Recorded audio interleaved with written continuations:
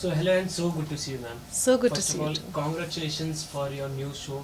जैसे ही पता चला दिलजीत जी का नया शो आ रहा है, लोगों में एक्साइटमेंट काफ़ी बढ़ गई और लोग डेट जानने के लिए काफ़ी ज़्यादा एक्साइटेड हो गए थे, बट आपने रिवील कर दिया. बताइए प्लीज़ शो के बारे में. Thank you so much. I am very happy कि मेरी पूरी इंडस्ट्री यहाँ है मुझे सपोर्ट करने के लिए, और बहुत ऑलरेडी प्रोमो पे बहुत अच्छा मुझे रिस्पॉन्स आ रहा है. Lot of people have message me and called me. तो आई फील वेरी नाइस कि जब आप बहुत मेहनत से कुछ एक प्रोडक्ट बनाते हैं तो बड़ा पूरी टीम की बड़ी उम्मीदें जुड़ी होती हैं, और लोगों को रिजेक्ट करने में या एक्सेप्ट करने में लिटरली शायद 2 मिनट लगता है, लेकिन उसके पीछे बहुत मेहनत जाती है जो हम सब समझेंगे क्योंकि हम सब इस इंडस्ट्री से हैं. तो बहुत अच्छा लग रहा है कि बहुत प्यारा रिस्पॉन्स ऑलरेडी आ रहा है. 22 को रिलीज़ हो रही है अतरंगी चैनल पर चिट्टा वे, और आई एम वेरी एक्साइटेड. आपके प्रीवियस वर्क को देखने के बाद ये वाला जो आपका काम दिखा ये काफ़ी ज़्यादा अलग है. चिट्टा वे ये क्या है और किस बेस पे बनाया गया उस बारे में कुछ बताइए. सो चिट्टा नाम है ड्रग का. ड्रग का कलर होता है सफ़ेद. तो सफ़ेद को पंजाबी में कहते हैं चिट्टा. तो चिट्टा बेसिकली एक ड्रग बेस्ड कहानी है जहाँ पे ये जो एक ये बहुत हार्ड हिटिंग इशू है और बहुत ही रियल और बहुत ही पड़ोस में रहने वाला इशू है. ये बहुत दूर की किसी कंट्री में हो रहा है या पड़ोसी किसी मुल्क में हो रहा है या कहीं बाजू में हो रहा है, ऐसा नहीं है. ये लिटरली मैं बाहर निकलूँगी अगर इस बिल्डिंग से तो शायद यहीं पे कोई किसी को बेच रहा होगा, शायद किसी छोटे से बच्चे को पेडल करने के लिए कुछ दिया होगा. तो ये एक ऐसा इशू है जो हमारी कंट्री में बहुत ही तादाद में हो रहा है, और इसमें छोटे से छोटे बच्चे को भी पेडल करवाया जाता है उनसे, और बड़े से बड़े को इन्वॉल्व किया जाता है, और ऐसे ऐसे तरीक़ों से ड्रग्स एक दूसरे तक पहुंचाए जा रहे हैं कि पुलिस भी कैसे पकड़े. तो सिर्फ पुलिस एक ऐसी चीज़ नहीं होनी चाहिए या एक ऑर्गेनाइजेशन नहीं होनी चाहिए जिनके कंधों पे हम ये भार रखें. इसीलिए we have to do this awareness ताकि लोग इन जनरल इस चीज़ को समझें और उनको समझ में अच्छा ये इसलिए कर रहा है. तो ये अवेयरनेस की बहुत ज़रूरत है. जब आपने ये स्क्रिप्ट सुना किस बेस पे है क्या है, तो आपके दिमाग में पहले क्या आया? ऑनेस्टली पहली बात ये थी, I was very happy and proud कि मुझे इस चीज़ के लिए अप्रोच किया गया, क्योंकि ड्रग की कहानी बतानी या एक एक्सट्रीम एक ऐसे एक कहानी बतानी जो आपको उस दुनिया के बारे में ज़्यादा, ऑब्वियसली हम टेलीविज़न एक्टर्स हैं, हमने बड़ा टेलीविज़न एक टिपिकल स्टोरीज़ की हुई हैं, तो this was very out of my comfort script. And to do this I had to know what it is. It's not कि ड्रग्स नहीं पता, ऑब्वियसली पता है क्या है, लेकिन हर ड्रग को लेने का तरीका अलग है, क्वांटिटी अलग होती है, उसका एक बिहेवियरल पैटर्न कैसे लेते हैं, कैसे बैठते हैं. कई जो स्निफ करते हैं उसको टेबल पे लगाया जाता है, इसको एक फॉइल के ऊपर डाल के नीचे से जलाया जाता है. बड़े तरीके होते हैं, और मुझे ऐसा लगता है कि इन चीज़ों को नॉर्मलाइज करना भी बहुत ज़रूरी है. व्हाट हैपन्स इज़ कि हम कहते हैं कि हम शरीफ घरों में अरे कोकेन मत बोलो, ड्रग्स मत बोलो बच्चों के सामने, अरे नहीं नहीं नहीं बोलो, टॉक अबाउट इट, क्योंकि ये हो रहा है. आप शरीफ घर से, मतलब ये नहीं है कि बाजू में आप बोलेंगे तो अपने बच्चों को अवेयर कर पाएंगे, तो शायद उन्हें बचा पाएँ. हम बोलने से डरते हैं, अरे रे उसकी शादी टूट रही है मत बोलो मत, अरे टूट रही है बोलो. Speak about the raising issues of our society. हमारी सोसाइटी में डर इतना है ना, हम जिस देश में रहते हैं हम डर से रहते हैं, इसलिए शायद और ज़्यादा खोखले होते हैं. हमारा जो कंट्री है वी आर 50% यूथ, जो हमें कितना पावरफुल बनाता है. आप सोचिए पूरे वर्ल्ड में इंडिया में 50% यंग पॉपुलेशन है जो हमारी इंडिया को इतना पावरफुल बना सकता है, और वो ही खोखला हो रहा है. तो ये तो बहुत ज़रूरी है हम सब मदर्स को, बड़ों को, छोटों को, छोटे शहर वालों को, अनपढ़ गवार या बहुत पढ़े लोगों को बोलो, ड्रग्स को लाउडली बोलो कि ये ड्रग्स होता है और इससे हमें बचना है. इसलिए we are coming up with such kind of shows कि लोग देखें, समझें और उसके ज़रिए समझें कि ऐसे भी होता है. ट्रेलर में हमने एक चीज़ देखा, जो आप किरदार निभा रही है उसमें ड्रग्स ना मिलने पे वो पागलपन पे उतर आती है, उसे चाहिए होता है वो चीज़. ये रियल लाइफ में भी काफ़ी ज़्यादा हो रहा है जी ये बिल्कुल. कितना गलत है और इसे रोका जाए इसके लिए आपकी क्या? ये बहुत ही रियल अवेयरनेस है, ये रियल में हो रहा है. जब आप कि शायद ड्रग, और ये जिसकी कहानी है, मेरे किरदार का नाम है मनप्रीत, जो एक पंजाब के छोटे से शहर की एक औरत है जो जिसको ड्रग तो बहुत दूर की बात है, उसके ज़िंदगी का सबसे बड़ा हाई पॉइंट है कि आज मेरे पति ने मेरी तारीफ़ की, उसने चूड़ा पहना हुआ है और मुझे शायद बच्चा हो जाएगा तो मैं अपनी सास को बड़ा खुश कर दूँगी। इस लड़की की ज़िंदगी में इससे बड़ी हैप्पीनेस नहीं है। वो कोई हमारी बॉलीवुड इंडस्ट्री को बिलोंग नहीं करती, उसको कोई पार्टी में जाके अपना कोई इंस्टाग्रामर नहीं है, कोई इन्फ्लुएंसर नहीं है।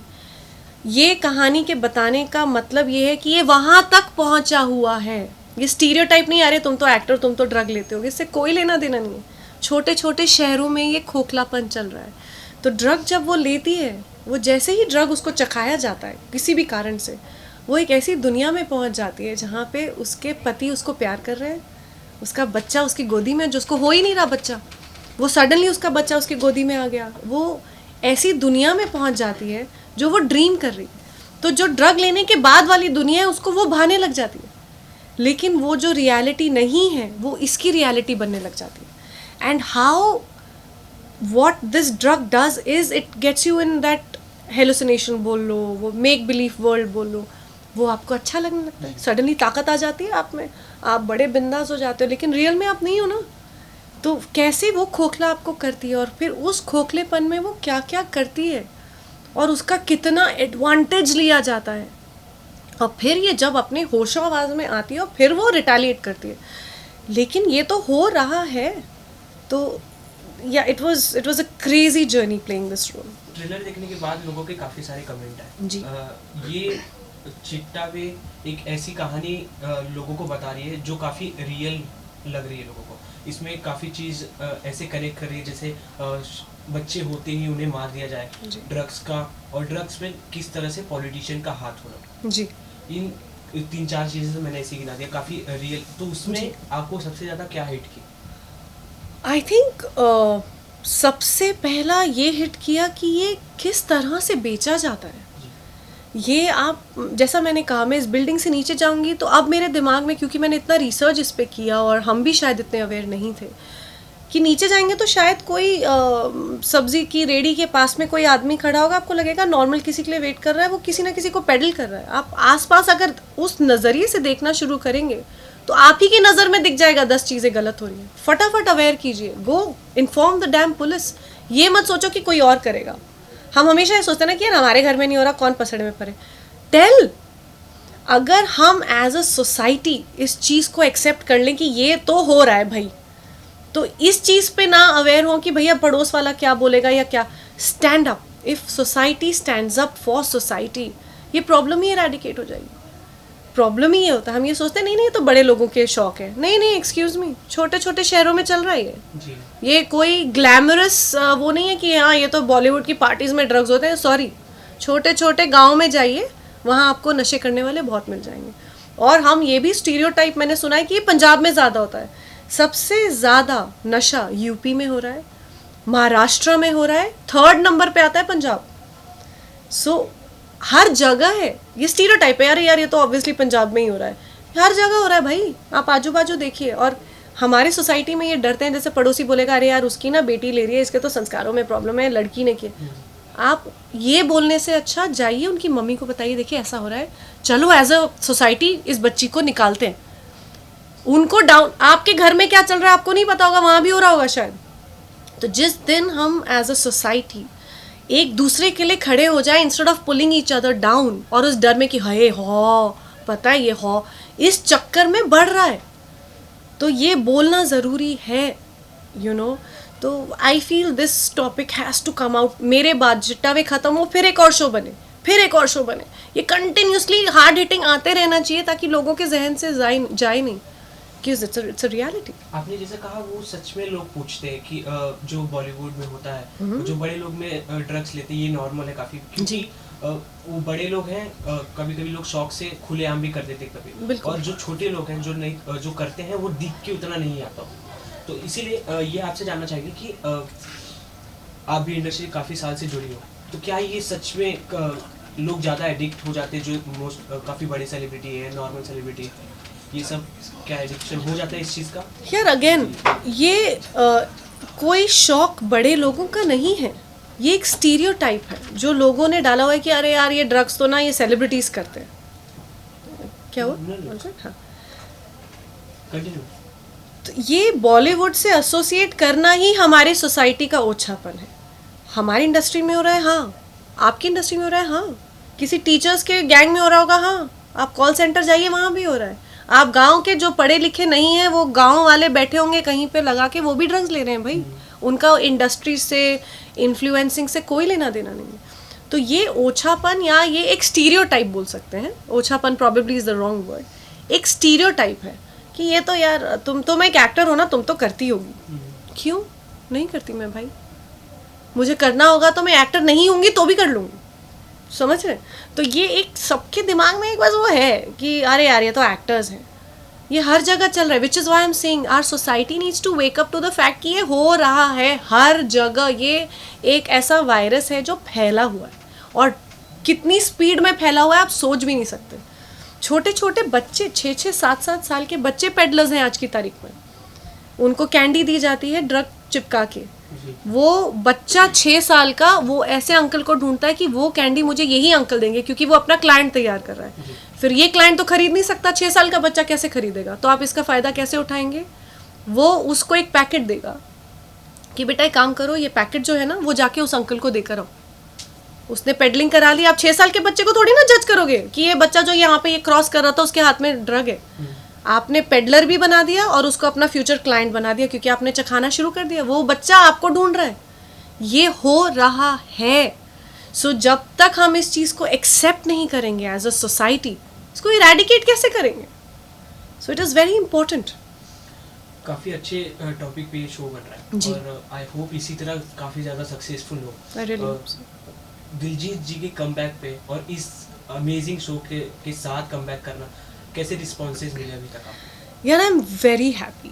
जिस तरह से, जैसा मैंने कहा, अभी इतने सारे प्लेटफॉर्म्स आ गए हैं। पहले एक टाइम था जब हम इंडस्ट्री में आए थे 2004-5 में, तब या तो आप टेलीविज़न एक्टर थे या आप एक बॉलीवुड स्टार थे, या आप ये उम्मीद करते थे कि यार संजय लीला बंसाली किसी दिन हम पे अपनी वो दृष्टि दिखा दे और हम एक स्टार बन जाए। अब I don't think anybody thinks like that. मुझे एक नेटफ्लिक्स का शो मिल जाए, अतरंगी का शो मिल जाए, मुझे यूट्यूब में कुछ ऐसा करूं कि मिलियन ऑफ फॉलोअर्स आ जाए। अब प्लेटफॉर्म्स की कमी नहीं है, मेन चीज़ है कि आप कर क्या रहे हैं as an actor, as a performer, आप कर क्या रहे हैं। आई एम वेरी प्राउड कि मैंने एक बहुत अच्छा सब्जेक्ट लाया। मैंने शायद अपना एक्सपीरियंस जो टेलीविज़न से लिया, जो सीखा, वो शायद यहाँ पे दिखाने का मौका लगा। That is important. So Bollywood अब ऐसा हो गया ना, it's the platforms have become so much कि I feel very proud to be a part of this industry at this time. काफ़ी अच्छा लगा आपसे बात करके। अपार्ट फ्रॉम दैट और कोई रियलिटी शो जो आप फॉलो कर रहे हो? क्योंकि आपका नाम और बिग बॉस का नाम ना है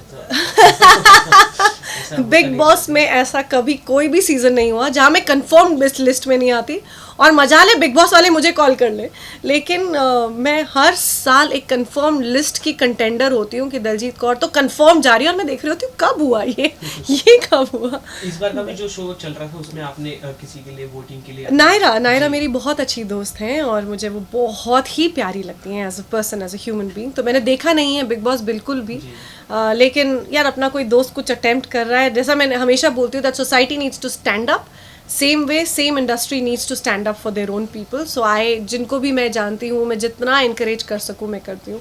तो आई एम वेरी हैप्पी कि Naira stayed for quite a lot of time. मुझे पता नहीं उन्होंने कितना अच्छा कितना नहीं किया, बट शी वेंट देयर, उसी में बड़ी डेयरिंग है।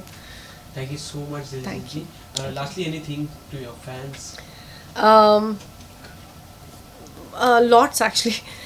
Firstly, I'd like to say please watch चिट्टा वे। ये एक ऐसा शो है जो आपको आपकी आंखें खोलेगा, और ये चीज़ें ऐसी नहीं है जो पड़ोस के घर में होती हैं कि सोसाइटी के घर में होती हैं, आपके अड़ोस पड़ोस में हो रही हैं। देखेंगे तो पता चलेगा तो शायद आप किसी को बचा पाएंगे। तो प्लीज़ देखिए आवर शो चिट्टा वे। We have really worked hard, और ये कहानी आई थिंक आपके दिल को छुएगी। So please watch. Thank you.